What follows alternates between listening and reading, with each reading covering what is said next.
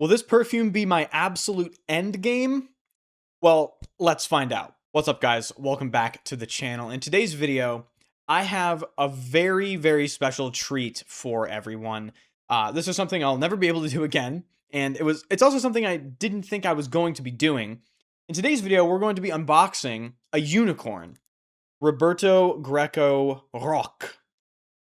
But I think it's pronounced Rauque because it's French for your voice going hoarse. Anyway, the reason why this is so special is because this is a one of 500 pieces limited edition from a collaboration between the, I guess, brand owner or artist, Roberto Greco, and the world famous master perfumer, Christopher Sheldrake. This was a 2023 limited edition, and at the time, I actually remember seeing videos of this getting released, but I was way, way new to fragrances back then, and I didn't know that Christopher Sheldrake would become one of my favorite perfumers. I did a tally of how many bottles of fragrance I own that were perfumed by Christopher Sheldrake before I made this video. It's at 28, so he is by far and away my favorite perfumer ever. And when I was talking to one of my friends, Daniel, from the channel Seldomly Often a few days ago, he randomly brought up Rauque in a conversation, and I didn't really know anything about it, but he told me it was a limited edition from Christopher Sheldrake, and they only made 500 bottles, and he really wants it. So that piqued my interest because, of course, Christopher Sheldrake's my favorite perfumer, and Christopher Sheldrake really very rarely does work outside of Chanel and Serge Lutens. Having Christopher Sheldrake perfume something for you is like an honor, to be honest. He's one of the most influential perfumers of the past 30 years, bar none. So after that conversation, I started searching for it, right? Because obviously I had to have it in the collection. Unfortunately, people want big money for this. I saw one on eBay sell for nearly $1,100. I did not pay that.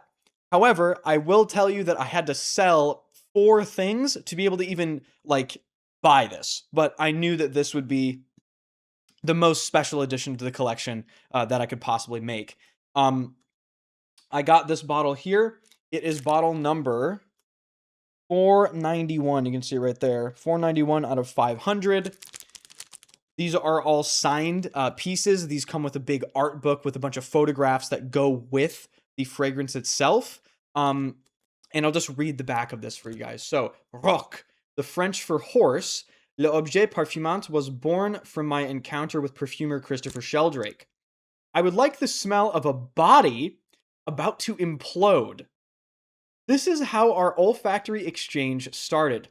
The waxy basement of a mushroom farm, a doughy Alep soap, a sticky piece of leather left in the back of a stable, the muzzle of a cow, an old box of Japanese incense smelling of ancient and dust, flowers marked by the patina of time or forgotten fruits with carnal accents. We censored nothing to best convey the idea of a feverish body surrounded by sleepy lives. Limited edition of 500 numbered bottles and signed pieces. Interesting brief. I wasn't expecting that. I haven't smelled it yet, so we're going to do first impressions, and the seller was very kind as to include a bunch of random samples. So we'll do these at the end of the video. We have a couple Sospiros, we have a Bvlgari, we have an Onde 7, we have an Aedes de Venustas, and we have a Perfume di Firenze. So this will be fun at the end of the video. But let's get into the main event. So as you can see, the seller actually kept the original cellophane. I don't really care about cellophane, but just the fact that it is still surviving, I'm going to try to save it. The seller mentioned that they only wore this twice. So this bottle should be pretty much 100% full, which is awesome. All right, here's the unveil. We'll see. So I just want to make sure the bottle's not going to fall out because that'd be catastrophic.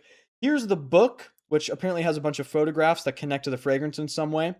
Roberto Greco, I should tell you about the brand. So Roberto Greco isn't really like a perfume brand owner. He's really in it for like the art. He's in it for perfume being perfume. He's a real enthusiast. I believe he works in collaboration with a lot of really large brands as a photographer. He's worked with Chanel. He's worked with a lot of big names. So here we go.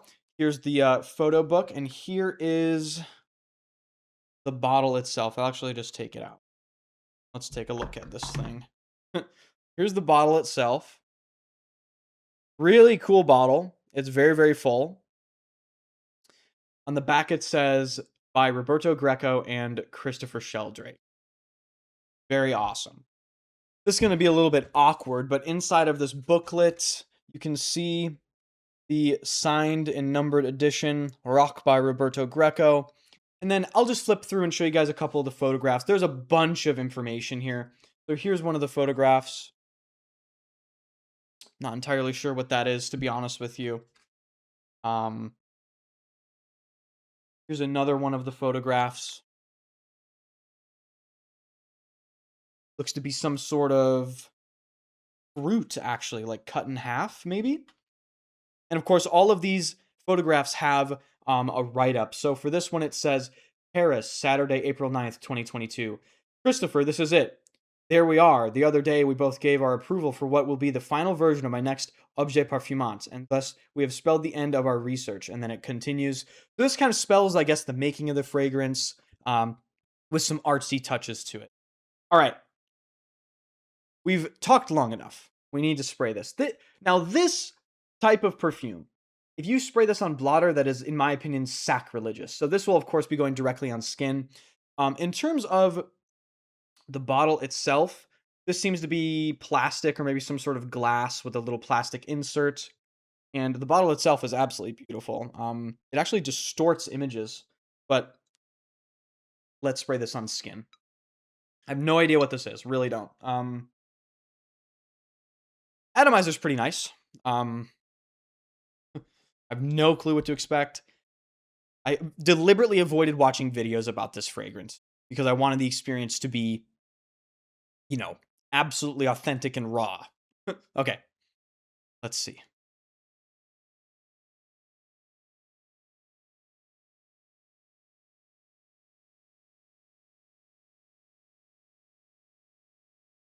Wow.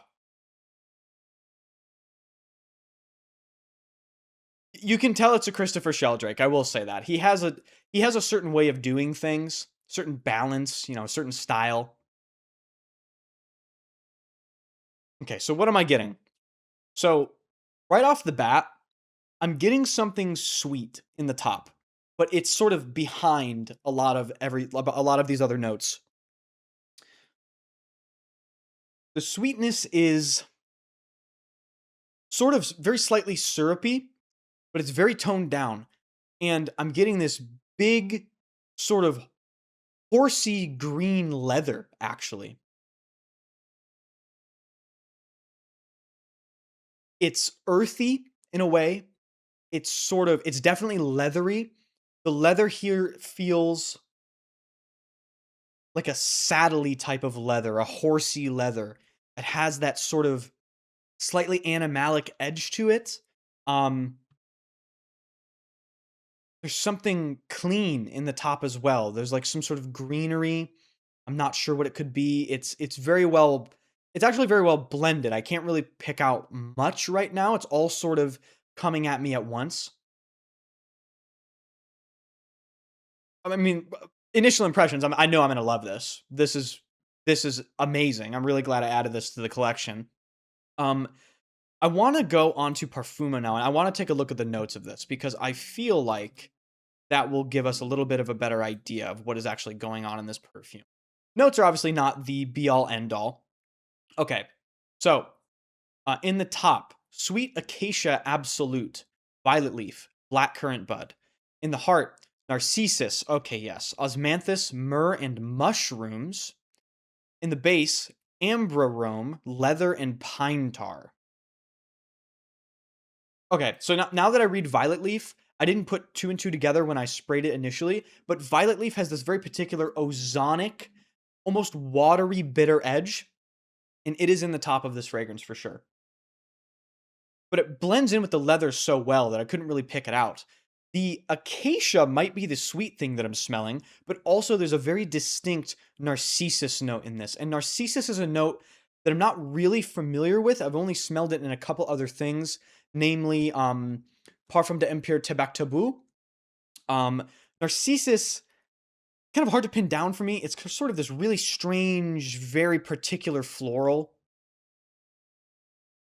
This is already changing quite a bit. It's drying down to being more of like a darker, almost like classic leaning, I don't want to say 80s masculine, but it kind of is reminding me of that sort of style of fragrance. Something like, I don't know, maybe like, it doesn't remind me of Fahrenheit, but like in the same category of fragrance. It is sort of this classic masculine leaning, leathery sort of, I guess it's a Chypre, wouldn't it?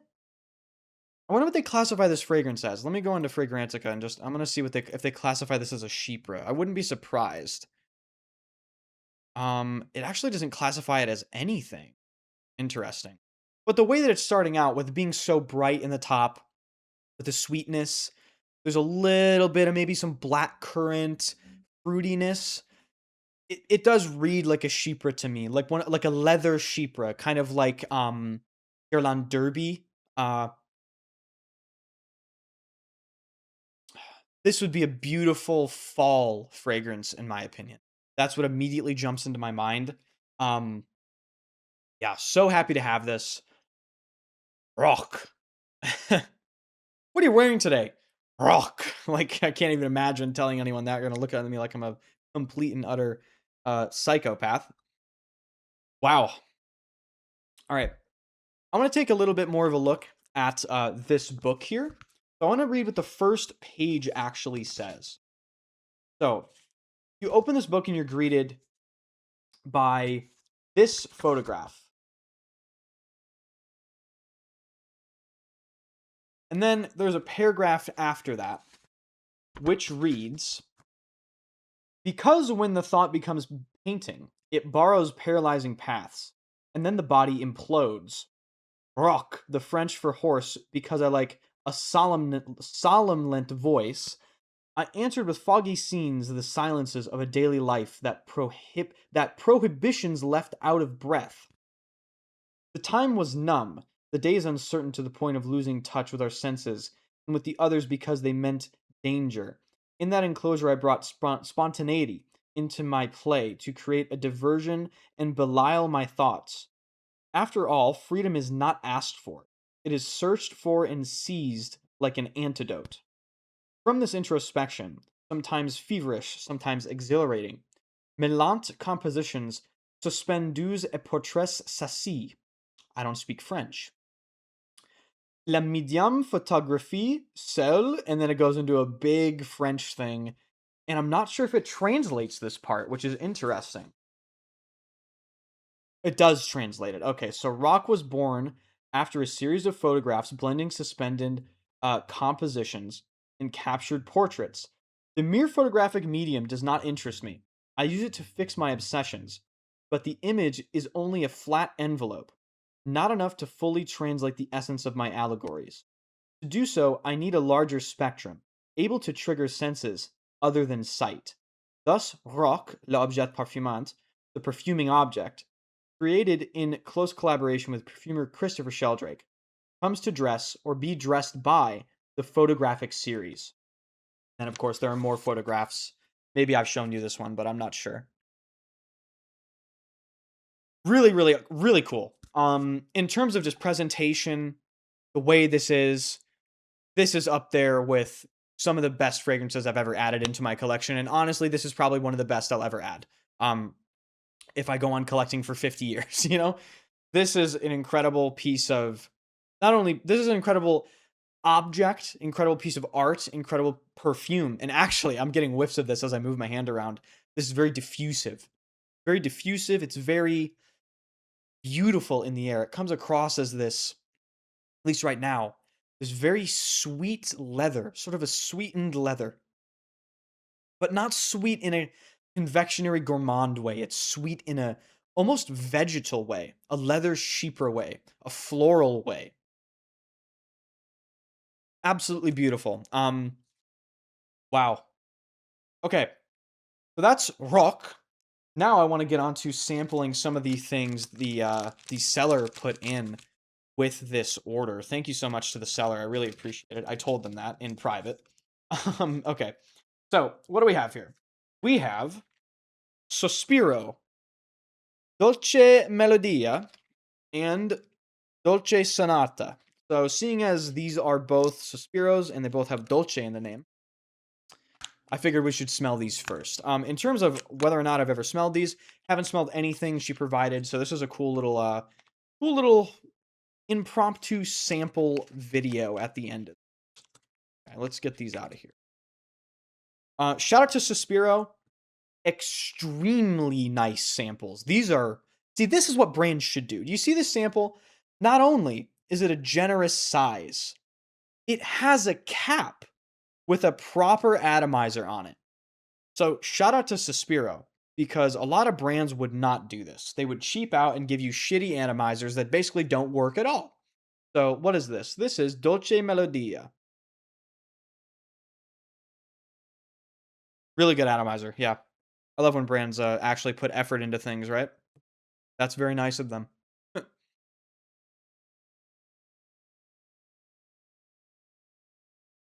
Ugh. Oh man. So that's this is the oh boy, this is really a sharp contrast after Rook. That is just straight up Zerjoff Herba Pura on steroids. I don't like it at all. It's this powdery, extremely sweet, fruity, almost like girly shampoo smell with nondescript fruits. It just sort of smells, like that Zerjoff Herba Pura thing. Yeah, Dolce Melodia. That's gonna have to be a. It's gonna have to be like a 3 out of 10 for me. Really not a fan. Hopefully, the next one, Dolce Sonata, does not follow the same theme. I have a feeling it will, though, because they both have Dolce in the name. So we'll see. Please don't do this to me again. You can tell I really don't like fruity things, guys. I'm not a fan. Ooh, this is actually nice. Dolce Sonata. What am I smelling? It's very, very citrusy. First of all, it's very citrusy. Um, look up the notes here. I have no idea what I'm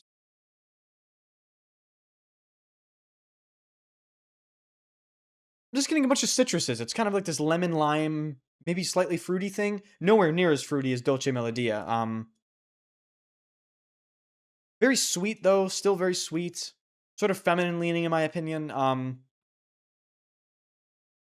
Yeah, there's something floral, maybe like I'm not sure.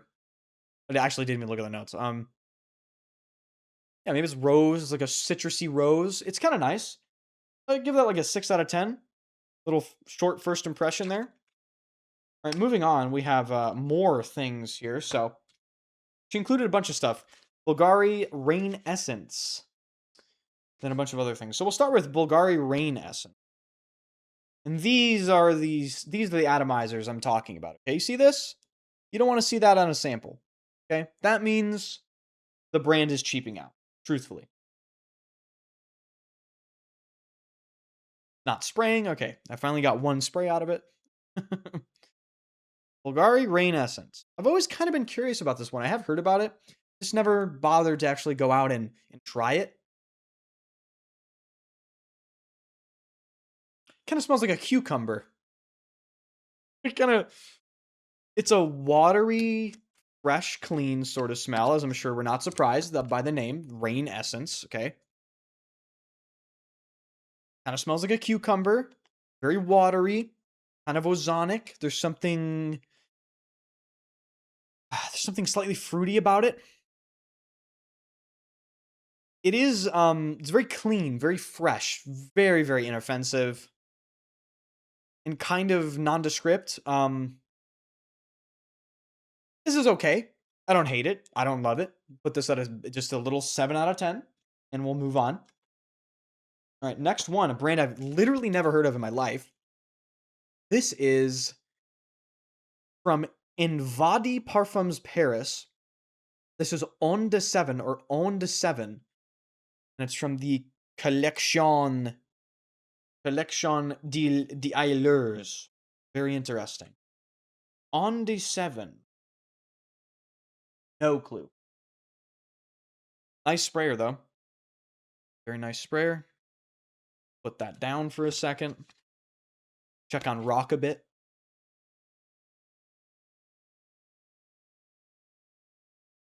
Now that's a fucking leather, okay? Now this is a leather.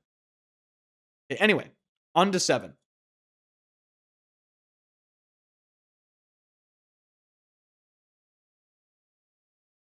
Very weird. Very strange.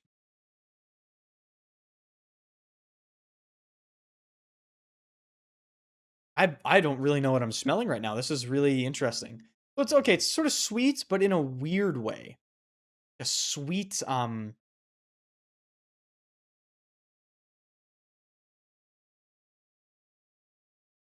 incense in this. It's like a sweet, faint incense with a, it's actually pretty nice, with a very nice,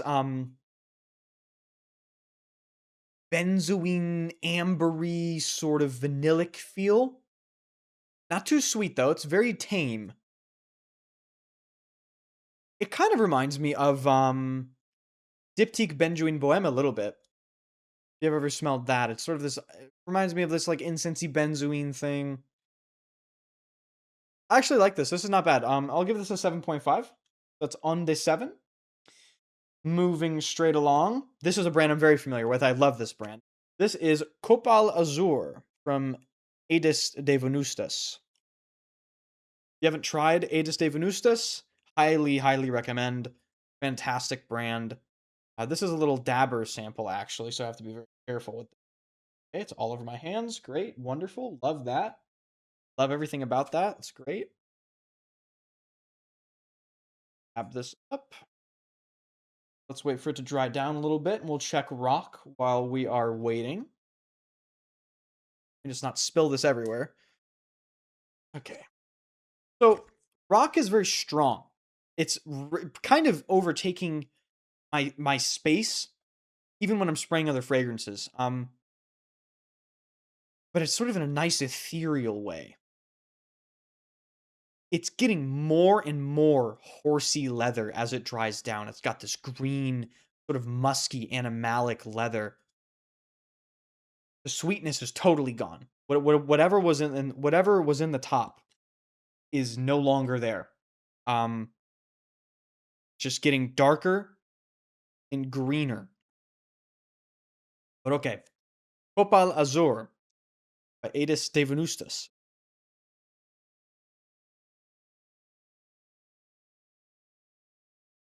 I have smelled this before.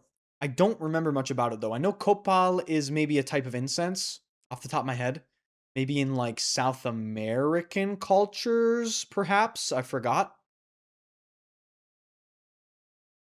Okay, so this is, yeah, this is like a, I remember now. This is like a salty incense. I think Bertrand Duchaufour did this. You can tell, too. Really good with incense. Yeah, it's a salty, sort of sharp, but clean, white smoke, wispy incense. It's light. This would be beautiful in the summer, really any time of year. Really, this is great. This kind of reminds me faintly of Amouage Lineage and also faintly of Amouage Luban Electar, but they're really completely different fragrances. I don't think owning all three of those would be redundant.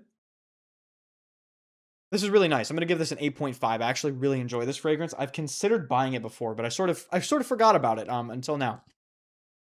And now the final sample in the spontaneous sample video, I guess. This is, what is that? Viadante by Profumo di Firenze. And it has a shitty atomizer. Hopefully it sprays. Hopefully it sprays. Not spraying. There we go. There we go. Finally sprayed. So while that dries down just for a second, we'll see what this has to say. The poet meets the traveling gluttons. The sweet smell of passion fruit simulates the soul of the traveler in a sensory experience, giving olfactory paths of gluttony through the sour aroma of lemon and the sweetness of vanilla. Okay, so this is going to be a fruity, sweet, citrusy thing, maybe? Yep, yep. Better than Dolce Melodia, honestly. But this is Dolce Melodia. Actually, now that this is dried down, Dolce Melodia got a lot better. It's still that sort of shampoo thing. This is the type of fruitiness I really don't like. You can just tell that this is really cheap, in my opinion. This smells cheap to me. It smells like Xerjoff or Vapura. It smells very overtly kind of in your face synthetic. Whereas Dolce Melodia, even though I don't like it very much, it's smoother. It's not as in your face, in my opinion. So I forgot what I rated Dolce Melodia. I'm going to have to give this lower than whatever that score was, so we'll just say a 2. I really don't like this. I don't want to smell it anymore. And to wrap this video up, let's check in on Rock one more time. Okay, so, I mentioned earlier it was getting greener and darker and more leathery. So I think there was pine tar mentioned in the notes, or maybe it was birch tar. I'm just going to check once again. I think it was pine tar, at least on Perfumo. Yes, pine tar on Perfumo, and let's see what Fragrantica lists. Fragrantica probably lists something different because, of course, they fucking do. Nope, they list the same thing. So there is a sort of piney, what comes across as birch tar, but in a different way. It's like a fresher, less, I guess, ashy version of birch tar. This kind of reminds me of a Cuir de Russie. This reminds me of Chanel Cuir de Russie a little bit, honestly. With the way the leather is done, it has that sort of same feel. Overall, really, really super happy with all of this. I'm very happy with Rock. It's going to have, a standout position in my collection. I'm going to have to rearrange shelves just to fit in Rock in a in a center position. Coming up on the channel, I have a triple Xerjoff unboxing. You might have seen the Xerjoff sampling video recently. I ended up buying 3 from that sample set. And people were asking me in the comment section of that video to do a part 2 with the more popular scents. So I might buy, like samples of Noxos and Torino 21 and all these other ones that people were mentioning. So lots of cool stuff coming to the channel. If you enjoyed this first impression unboxing of a unicorn, definitely hit the sub button, hit the like button. Let me know if you have any experience with Rock. And I had a lot of fun saying the name throughout the entire video. I'm going to cherish this. And yeah, really enjoyed it. So thank you so much for watching. I'll see you guys in the next one.